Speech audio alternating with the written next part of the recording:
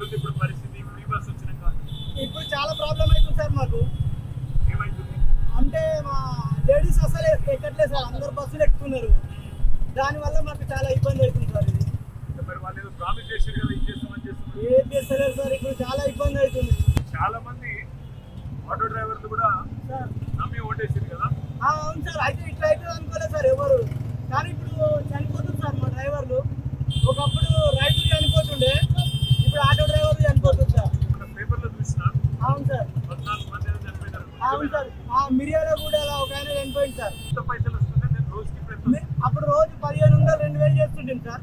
ఇప్పుడు 500 అవుతుంది సార్. పొద్దున్న నుంచి ఒక 200 మాత్రమే చేస్తున్నాను.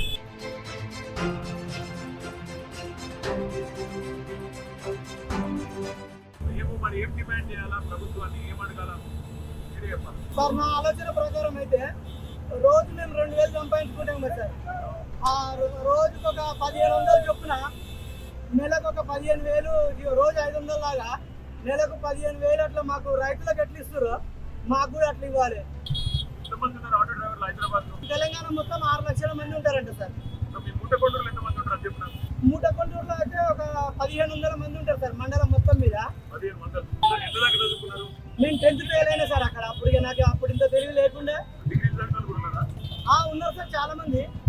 కేసీఆర్ సార్ వచ్చిన తర్వాత ఫస్ట్ టైం ట్యాక్సీ మాఫీ చేసారు కదా సార్. అప్పటి నుంచి ఆటోలు మంచి హ్యాపీగా ఉన్నాం సార్. సార్ ఇప్పుడు మన సార్ ఎట్లున్నారు సార్? పెద్ద సార్ బాగున్నారు సార్. సార్ మంచిగా ఉన్నాడు. నిన్న టీవీలో చూసిన సార్ నేను. అరే మంచిగా ఇంట్లో కాకపోతే ఒక 3-4 వారాలు పడుతుంది. సార్ చెప్పండి సార్ మా గురించి, మా ఇబ్బందులన్నీ. సార్ టీవీలో చూస్తుండొచ్చు కానీ మీరు చెప్పండి సార్ కొంచెం. తప్పకుండా మేము అందరం కూడా గట్టి కొట్లాడతాం. సరే సార్. సార్ ప్రభుత్వాన్ని గట్టి నిలదీస్తాం. వాళ్ళు ఇచ్చిన మాట నిలబెట్టుకోవాలి. సార్ మీరు అన్నట్టు సార్ ఈ బస్సు తెరువు మీ కడుపు మీద పడకుండా చూడాలి.